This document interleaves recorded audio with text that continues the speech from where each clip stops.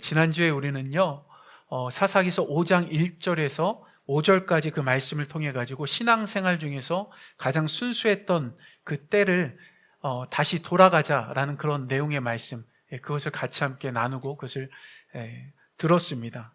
그러면서 특히 사사기서 5장 1절에 보면은 여호와의 사자가 길갈에서 복임에 이르렀다라는 그 말씀이 있는데요. 그것을 통해서 우리의 가장 순수했던 그 신앙의 모습과 지금 현재 신앙의 모습을 또 돌아보는 그런 시간을 우리 모두가 가졌었는데요. 다들 기억하시겠지만은 길갈이라는 그 장소는요, 이스라엘 역사 가운데서 분명히 중요한 그런 장소였습니다. 바로 이스라엘 백성이 하나님께서 약속하신 가나안 땅에 들어가서 가장 처음으로 장막을 치고 생활하기 시작했던 곳이 바로 길갈이었던 겁니다. 그리고 그들이 하나님의 언약 백성으로서 징표를 받았는데 그 징표가 뭐냐면 할례였던 것이죠. 그것을 받은 것이 바로 길갈이었던 것이죠. 또 그뿐만이 아닙니다. 이스라엘 백성들이 길갈에 들어오는 그 길 가운데서 엄청난 그런 놀라운 경험을 하게 됩니다. 그러니까 출애굽 1세대들이 홍해를 지날 때에 홍해가 갈라졌던 것을 경험했던 것처럼 출애굽 2세대들도 요단강이 갈라지는 놀라운 그런 일을 그들이 경험했던 것이죠.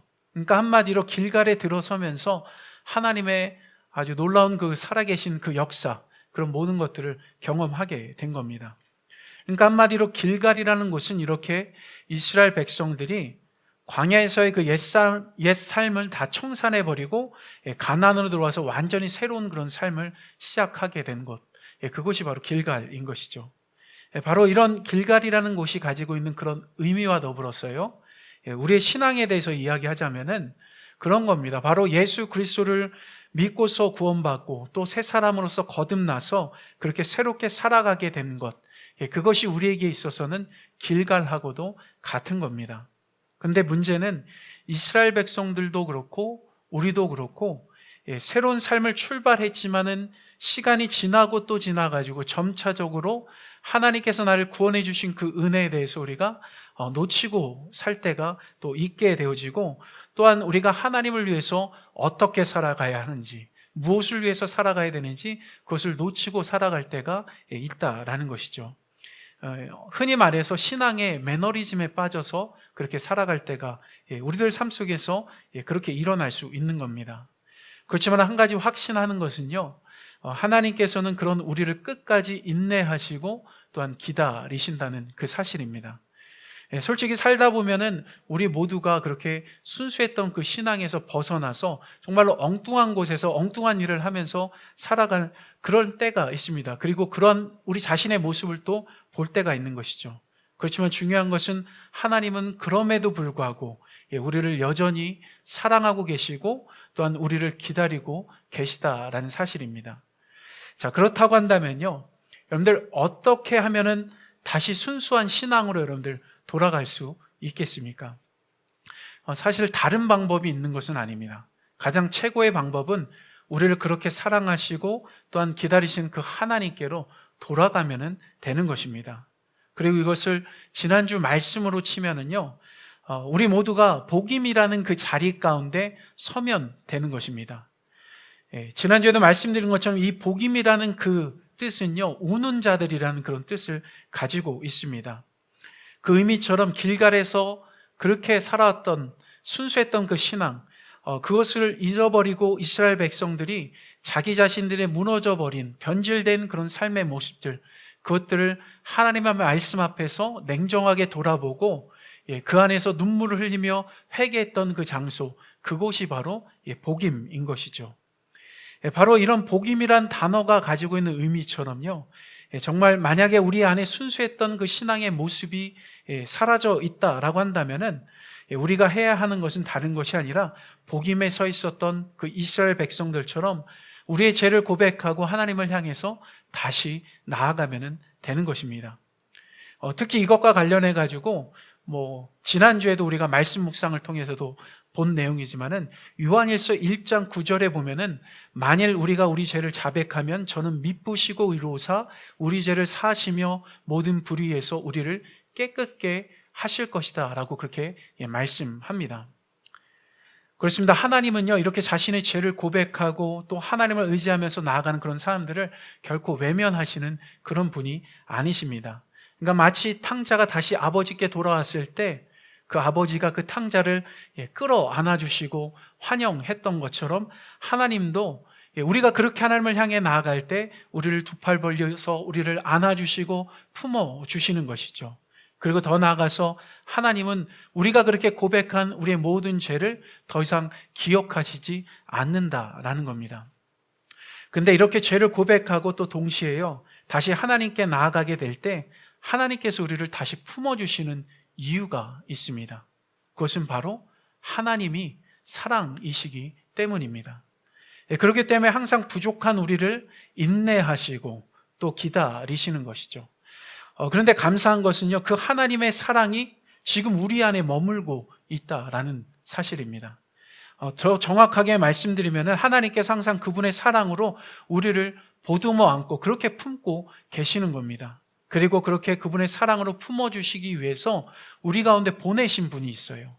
그분이 누구냐면 바로 성령 하나님이십니다. 특히 로마서 5장 5절에 보면은 이것에 대해서 이런 말씀이 기록되어져 있는데요. 소망이 부끄럽게 아니함은 우리에게 주신 성령으로 말미암아 하나님의 사랑이 우리 마음에 부은 바 됨이니라고 말씀합니다. 이 말씀에 있는 것처럼 하나님은 그분의 사랑을 우리에게 부어 주셨습니다. 예수 그리스도를 통해서 우리에게 부어 주셨을 뿐만 아니라 우리 안에 내주하고 계신 그 성령 하나님을 통해서도 동일하게 하나님의 그 사랑을 부어 주신 것이죠. 우리가 잘 아는 것처럼 성령 하나님은 하나님 그분이십니다. 그렇다고 한다면 우리가 하나님은 사랑이라고 그렇게 이야기하는데 그 말은 곧 성령 하나님 그분이 곧 사랑인 것이죠. 그분이 우리 안에 내주하고 계시다라는 것은 그 사랑으로 우리를 품고 계시다라는 것하고 같은 것입니다. 성령 하나님은 분명히 우리 가운데 함께 하십니다. 계속해서 하나님의 은혜와 사랑이 무엇인지를 그 성령 하나님께서 우리에게 보여주시고 또 알려주시며 더 나아가서 하나님의 그 사랑 안에서 우리가 그렇게 거하도록 우리를 이끄시는 분이 성령 하나님인 겁니다.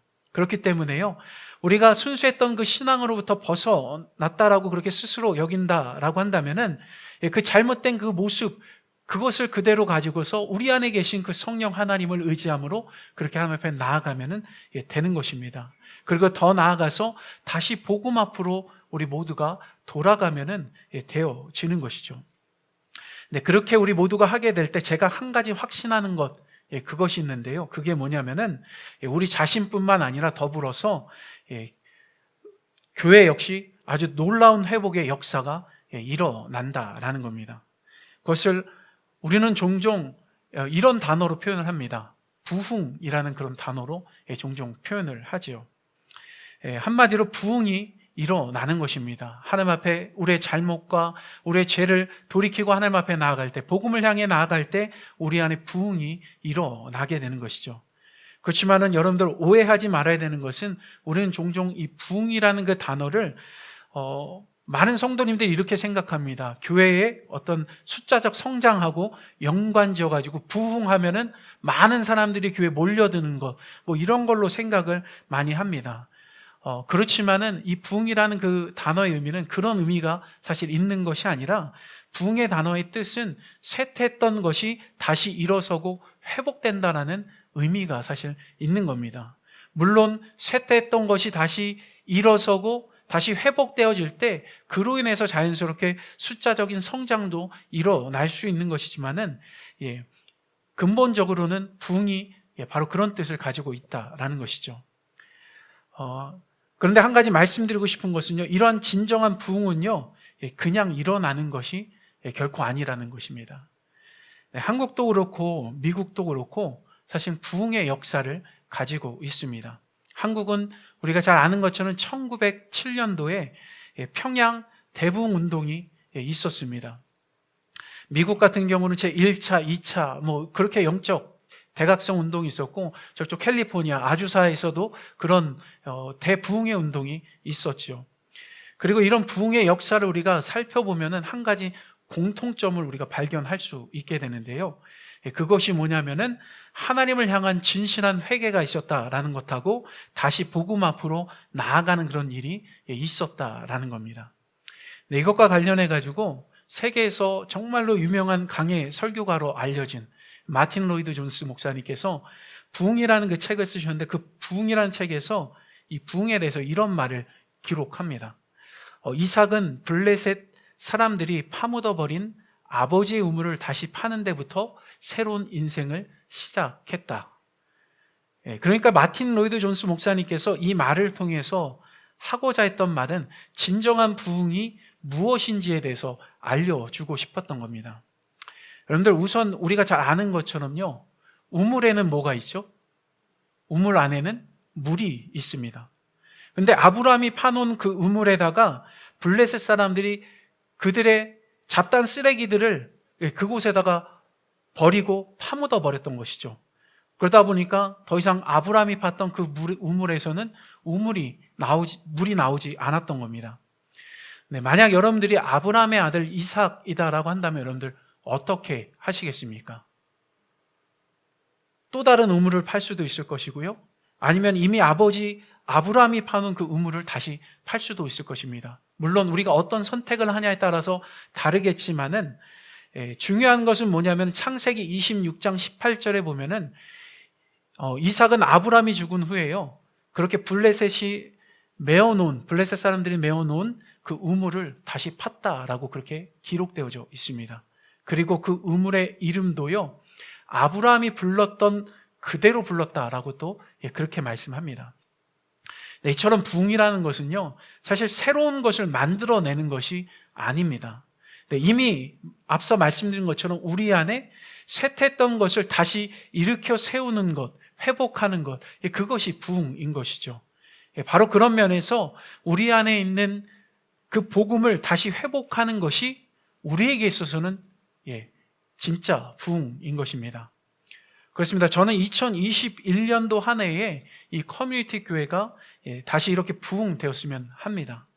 저는 하나님께서 특히 제 1대 목사님인 그 김명석 목사님을 사용하셔서 분명히 복음 위에 이 교회를 세우셨다라고 저는 그렇게 믿습니다.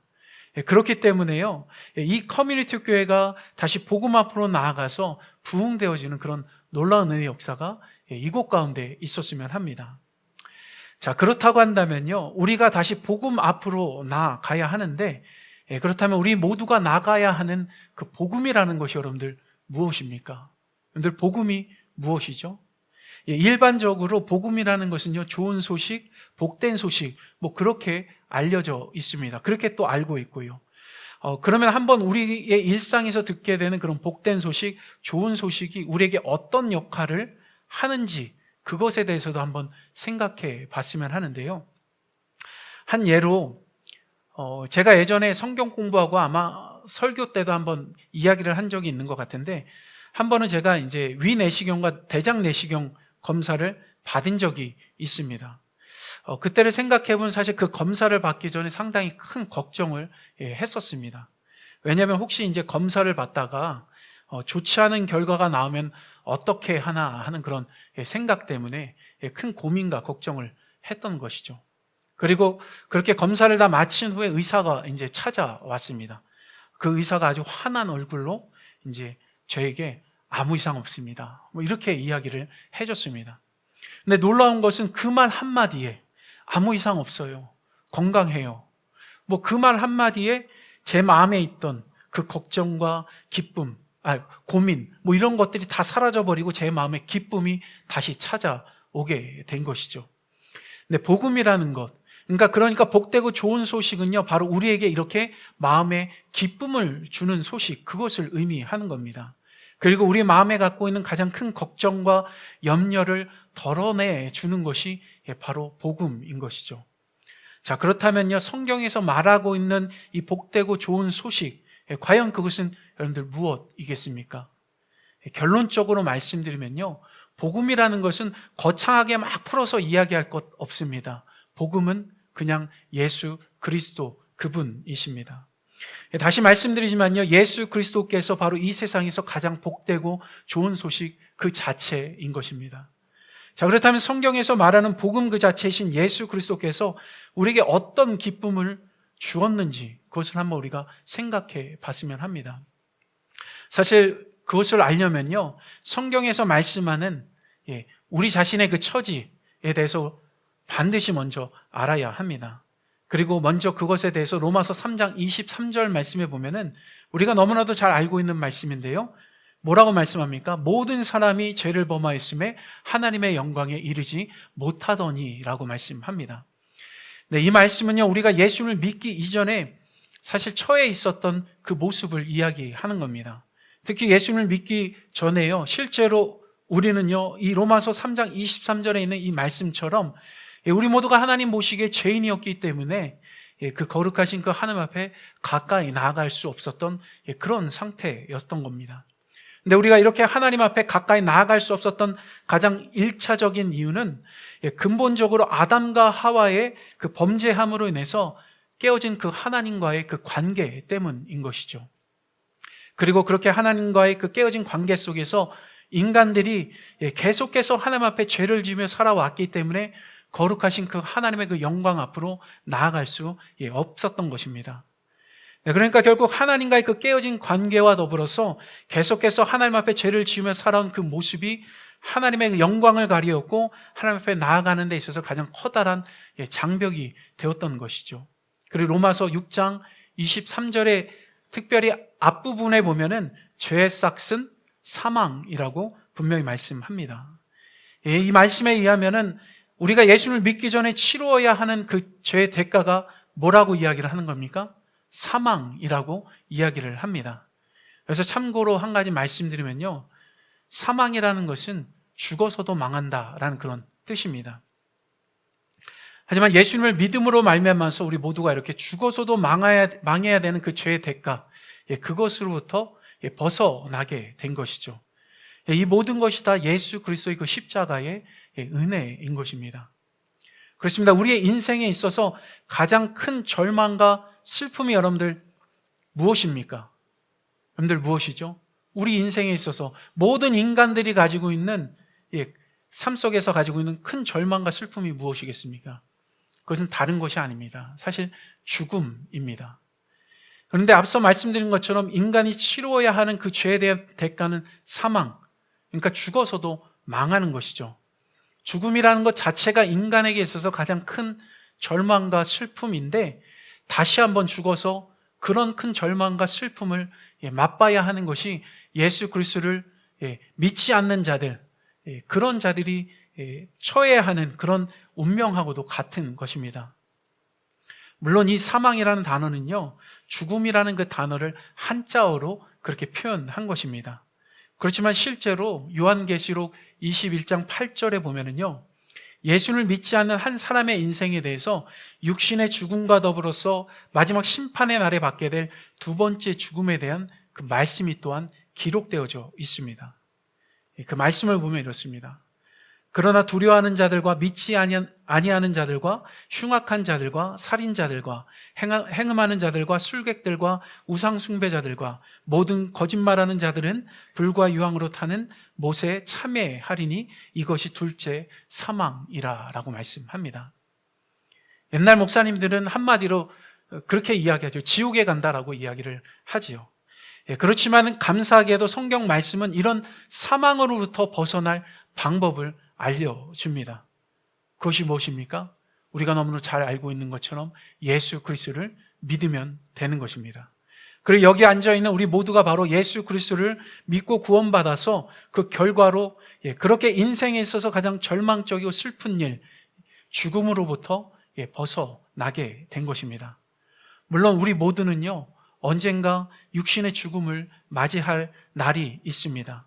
그러나 예수님을 믿고 구원받은 우리가 맞이하는 육신의 죽음과 예수님을 믿지 않는 그런 자들이 맞이하는 육신의 죽음에는 아주 커다란 차이가 있습니다. 먼저 예수님을 믿지 않는 자들이 맞이하게 되는 그 육신의 죽음 후에는요, 반드시 심판이 있고 또한 더불어서 두 번째 사망이 있게 되는 겁니다. 하지만 우리가 맞이하는 그 육신의 죽음은 그런 것하고 같은 거예요. 천국 문을 여는 것하고 같고 그 안으로 들어가는 것하고 같은 겁니다. 우리가 그 죽음을 통해서 마주하는 것은 환한 빛, 곧 천국에 가득한 하나님의 그 영광의 빛을 마주하게 되는 것이죠. 바로 이런 면에 있어서 커다란 차이가 있는 겁니다. 바로 이것이 우리에게 있어서 복음인 것이죠. 그렇습니다. 이렇게 죽어서도 망하는 그런 처지에 놓여있던 우리를 위해서 하나님께서 그의 독생자 아들 예수 그리스도를 보내주신 것, 그러니까 구원의 그 용서의 손을 내밀어 주신 것, 그것이 바로 복음입니다. 그리고 그 복음을 듣고서 그렇게 내밀어 주신 그 용서의 손이 바로 예수 그리스도이고 그 예수 그리스도를 믿음으로 붙잡는 것, 그것을 통해서 우리 모두가 그렇게 사망으로부터 새 생명을 얻은 자로 그렇게 살아가게 된 것이죠. 특히 이것에 대해서요, 오늘 말씀 16절에 보면은 제가 어렸을 때도 노래로도 많이 불렀는데, 하나님이 세상을 이처럼 사랑하사, 다 기억하시고 또 여러분들도 아마 이 말씀을 다 아시겠지만은 제가 읽어드릴 때 한번 여러분들 마음속으로 한번 읽어보셨으면 합니다. 하나님이 세상을 이처럼 사랑하사 독생자를 주셨으니 이는 저를 믿는 자마다 멸망치 않고 영생을 얻게 하려 하심이라. 네, 정말 우리가 잘 아는 그런 말씀입니다. 그리고 이 말씀에 있는 것처럼 실제로 하나님은요, 우리를 구원해 주시기 위해서 단 하나밖에 없는 그 독생자 아들 예수 그리스도를 우리에게 보내주셨습니다.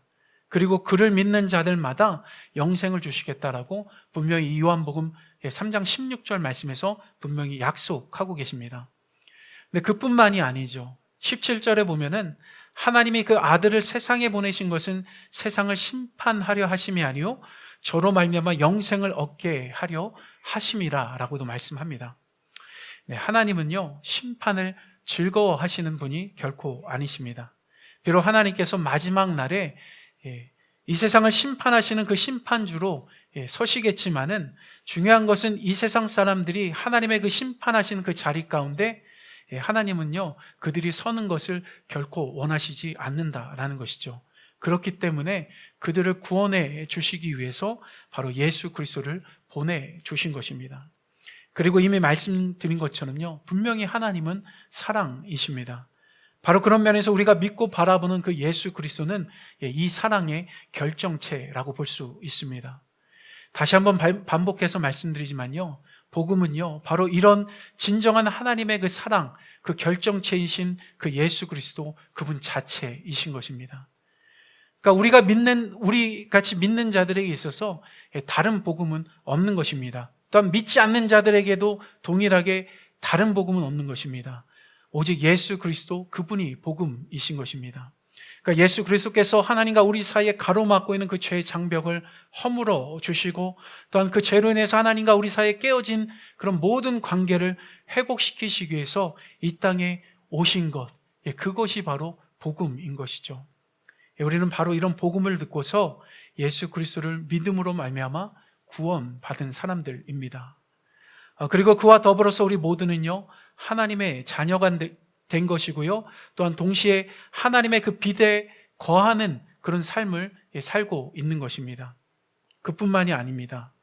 지금 우리는요 예수 그리스도의 그 구원의 은혜로 인해서 항상 어디서나 언제든지 하나님을 만나고 가까이 할 수 있는 그런 특권을 가지고 있고요 더 나아가서 하나님과 친밀한 교제를 나눌 수 있는 그런 자격을 또한 갖고 있습니다.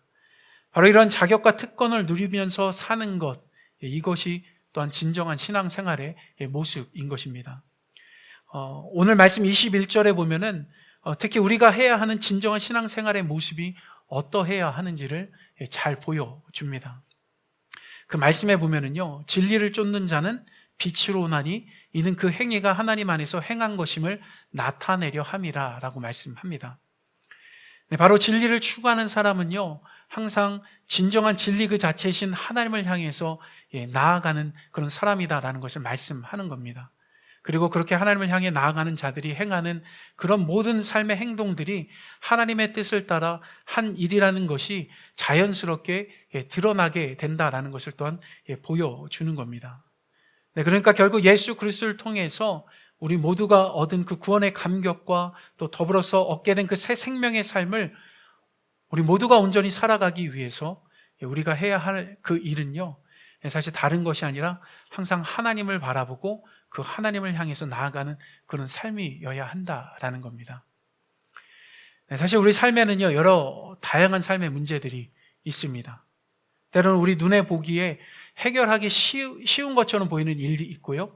또 어렵게 느껴지고 또 어려운 그런 일들이 실제로 상당히 많이 있습니다.